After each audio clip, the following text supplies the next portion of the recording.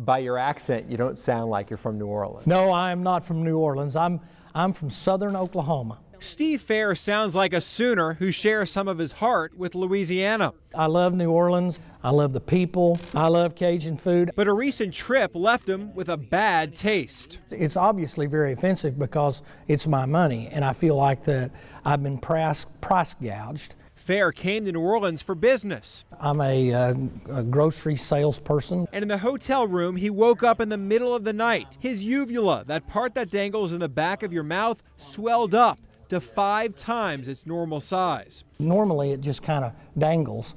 Well, it was actually touching my tongue and it was gagging me. Fair hopped in a cab and went to Tulane's emergency room and spent about 10 minutes with the ER doctor. He checked my throat and showed my wife. He says he has some obvious infection and pus pockets on his tonsils, and he has strep throat. And he gave me a penicillin shot and I went on my way. Fair said the service and diagnosis at Tulane were both perfect. You know, after he gave me the penicillin shot after I had strep, everything went fine and I recovered. So, until I got the bill. Yeah, really. And then I'm like, I'm sick again. Fair paid his copay. His insurance company covered the rest of the cost at Tulane. But 4 weeks after the ER visit, he received another bill, $1,400. The bill, though, didn't come from Tulane, but instead another company, the Schumacher Group. The bill just for the ER physicians 10 minutes, and they charged Fair $1,360. Well, if this guy is making this kind of money, he's making $2.5 million a year as an ER physician, working 50 hours a week. I mean, there's no possible way he can justify this kind of charge. Fair sent Louisiana Senator Dr. Bill Cassidy a letter calling it a classic example of price gouging. It seems like that this is astronomical, that this is out of control. And my question to Tulane was that, why what do you do? Do you know how much your third-party physicians charge? Those guys who are actually there doing the work in your ER, are they employed by you? Obviously not, because I'm getting a bill from a third party. Fair wrote Tulane, calling the bill outrageous, writing, "I would love to visit with the doctor and ask how he can justify such an astronomical fee." And I have heard nothing from Tulane. It's unconscionable. That's the word I use, unconscionable. The worst abuse in the insurance arena anywhere in the U.S. Louisiana Insurance Commissioner Jim Donelon says here's what happened to Steve Fair and many others in Louisiana who have visited an emergency room. Many ERs in the state contract with a third party, in this case, the Schumacher Group. They supply doctors who are independent contractors. While the hospital may be in your network, those independently contracted doctors may not be. What they're practicing is called balance billing. The doctor sends the patient an extra bill, in many cases an out-of-network bill.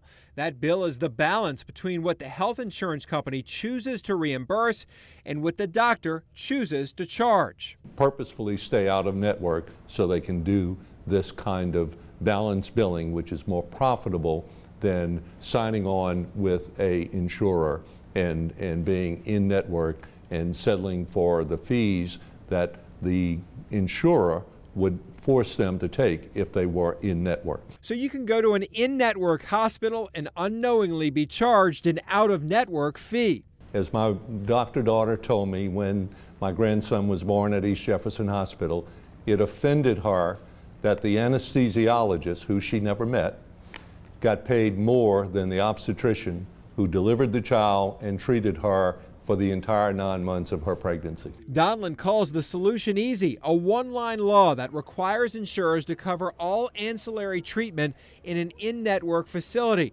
For 10 years, he's tried to get a bill passed, but repeatedly meets resistance. He's given up.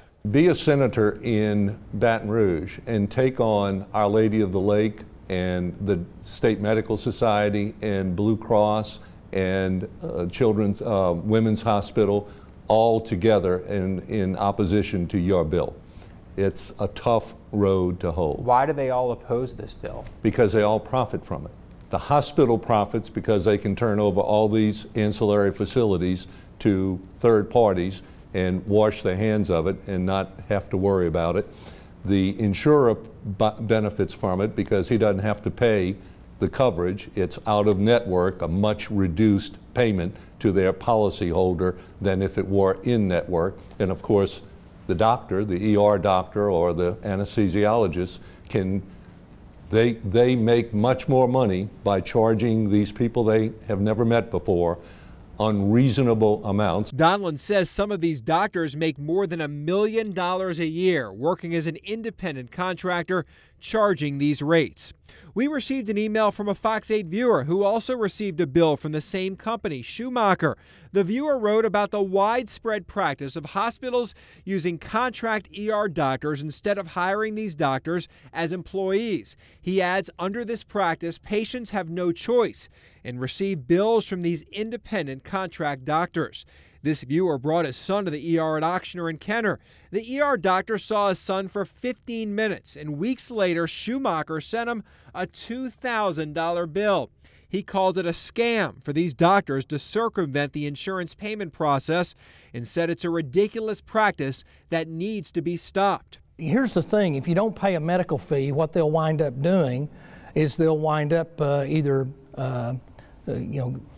pursuing litigation, or they will tap your credit, and ultimately you're going to have to pay it one way or another. So yeah, I mean, you're at their mercy. Steve Fair may be fortunate. His insurance company says it will pick up part of the bill. Still, Fair has to cover $600 for the 10-minute doctor's visit. He still loves New Orleans, still plans to come back, but if he gets sick again, he may think twice about where that taxi takes him. When you get the bill after the fact and it is so astronomical, and you're like, how in the world can this be justified? How can you justify a bill of $1,300 for a 10-minute consultation? I mean, I realize that ERs are expensive and hard and expensive to operate. I mean, I'm a business person, so I understand that principle.